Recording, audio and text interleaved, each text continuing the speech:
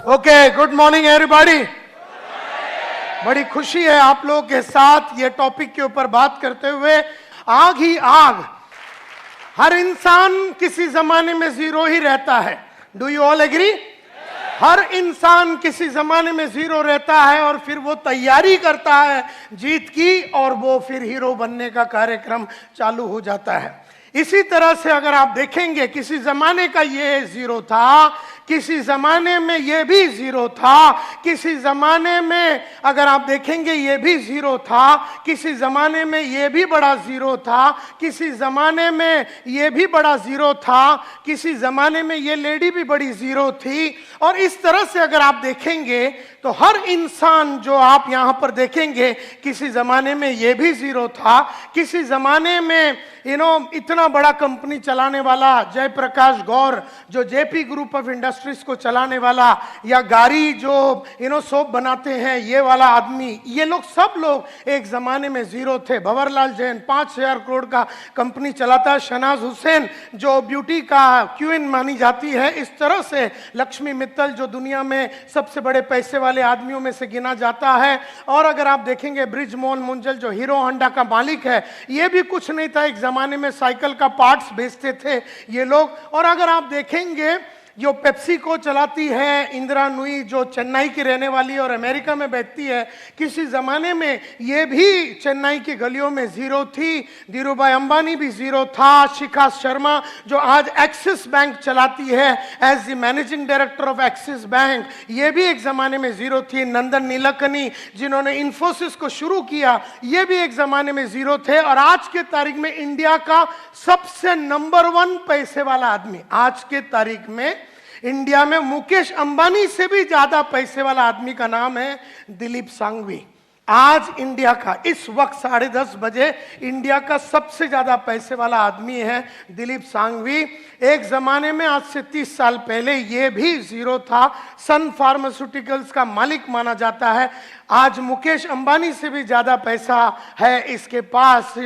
मरीको industries जो parachute बनाती है, पैराशूट वगैरह बनाती है, वो कंपनी का जो मालिक है वो भी एक जमाने में। सुनील मित्तल जो आज एयरटेल चलाता है और एक जमाने में गली गली में जाके टेलीफोन का इंस्ट्रूमेंट्स को बेचता था और एक एक गली में जाके जनरेटर को बेचता था। अपने स्कूटर में जाके वो गली गली में स्कूटर में जाके जनरेटर को बेचता था नॉर्दर्न इंडिया में। एक जमाने में ये भी जीरो था। एक जमाने में सरदार वल्लभ भाई पटेल भी जीरो थे। एक जमाने में ये लोग सब जीरो थे। एक जमाने में ये भी जीरो था और एक जमाने में ये भी जीरो था। ये हीरो बन के जीरो फिर हो गया, ये हीरो बन के फिर जीरो हो गया और इसके बाजू में जो आदमी है वो हीरो का हीरो ही रह गया। तो ये जरूरी नहीं है कि जो आदमी हीरो बनता वो जीरो वापस नहीं बन सकता, और ये जरूरी नहीं है कि जो जीरो है वो हीरो बन नहीं सकता, ये भी जरूरी नहीं है। और किसी जमाने में ये भी जीरो था।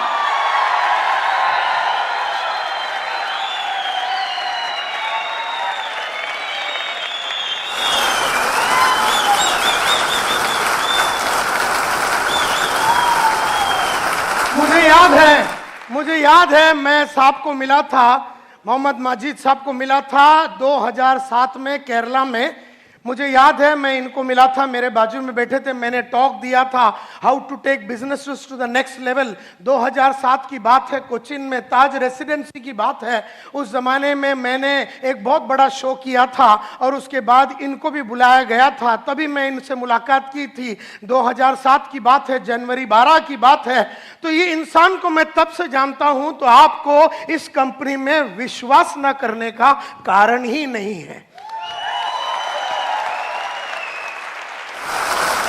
क्योंकि अगर मैं बोलता हूं कि ये विश्वास करने लायक आदमी है और ये कंपनी विश्वास करने लायक है, तो ये विश्वास करने लायक है। और संतोष नायर कभी भी सोच विचार किए बिना बात करता नहीं है, ये आप लोग सब लोग जानते हैं। तो ये विश्वास के ही हकदार है। और केरला में जब इनको अवार्ड दिया गया था for the best performer and the best entrepreneur, इस तरह से केरला में इनका बड़ा नाम है और आज तुम्हारे साथ वो काम कर रहा है। तो मुझे बड़ी खुशी है कि इस तरह का कंपनी में तुम लोग काम कर रहे हो। और किसी जमाने में ये भी जीरो था, और किसी जमाने में ये भी जीरो था,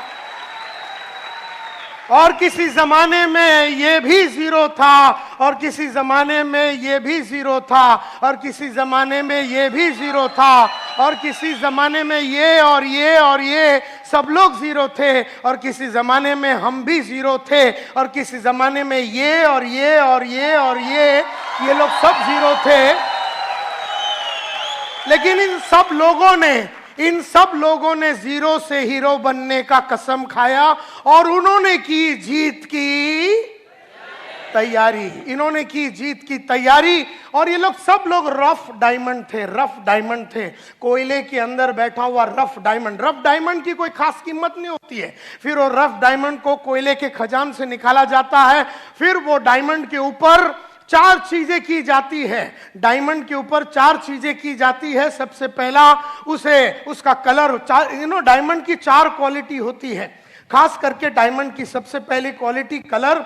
जो उसका नेचुरल कलर है उस पर आप कुछ नहीं कर सकते, मतलब अंदर का जो आदमी का नेचुरल जो कैरेक्टरिस्टिक्स है, जो फितरत है ना, उसको बदला नहीं जा सकता, क्योंकि अगर वो बेईमान है तो वो बेईमान है।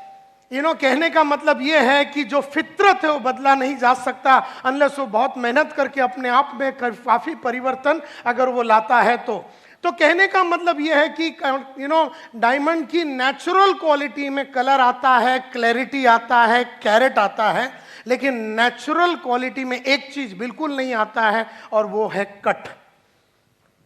तो इंसान लोग डायमंड को करते हैं, लेकिन हम लोगों को कोई कट नहीं कर सकता। जैसे डायमंड को उठा के उसको छीनी हथौड़ी मार के उसको रफ डायमंड से क्रूअल डायमंड से उसको पॉलिश करके उसको कट करके अलग अलग जगह पे उसको फटका मार के उसको कट करके उसके अंदर वो क्लैरिटी को लाया जाता है। इस तरह से आपको अगर जीत की तैयारी करनी है, अगर आपको जीरो से हीरो बनना है, तो आपको अपने आप को कट करना पड़ेगा, आपको अपने आप को अलग अलग तरीके से तकलीफों में डालना पड़ेगा। क्योंकि जब आदमी को कट किया जाता है तो वो बहुत तकलीफ से और बहुत अड़चनों से गुजरता है। तो जो इंसान अड़चनों में गुजरता है वो अपने आप को कट करता है, जो पढ़ता लिखता है वो अपने आप को कट करता है, जो ऑडियो वीडियो सुनता है, जो ट्रेनिंग प्रोग्राम में आता है, जिसका गोल बड़ा क्लियर है, वो सब लोग वो इंसान होते हैं, वो जबरदस्त तरीके से अपने आप को कट करते हैं। और जब वो कट करते हैं वो आग से गुजरते हैं। अगर आप सोने को अगर आग में डालेंगे तो तपता रहता है। इसी तरह से मैं हमेशा कहता हूं कि जो इंसान अपने आप को लगातार कट करता है वो आग से गुजरता है, और वो आग से गुजरना, आग ही आग, आग ही आग अगर मैं बोलूं, अपने आप को लगातार आग में रखना। मेरे को 50 बरस का उम्र हो गया, लेकिन 30 साल पहले जो मैंने अपने आप को आग में डाला, जिस तरीके से मैंने अपने आप को तपाने की कोशिश की, जिस तरीके से मैंने अपनी पर्सनैलिटी में आग लगा के, जिस तरह से मैंने अपने कपड़ों पे आग लगा के, जिस तरीके से मैंने अपने सोच में आग लगा के, जिस तरीके से मैंने अपने जीवन में आग लगा के अलग अलग जो पुराना था उसको जला दिया, पुराना तरीके को जला दिया, पुराना कोट को जला दिया, पुराना सोच को जला दिया, पुराना स्टाइल को जला दिया, पुराना काम करने के तरीके को जला दिया। इस तरह से जला जला के आग ही आग में रह के मैंने अपने आप को जीत के लिए तैयार किया। और इसीलिए हर इंसान, और जो इंसान इस तरह से आग में खेलता है, जो इंसान इस तरह से अपने आप को तैयार करता है, वही इंसान सक्सेसफुल होता है। वही इंसान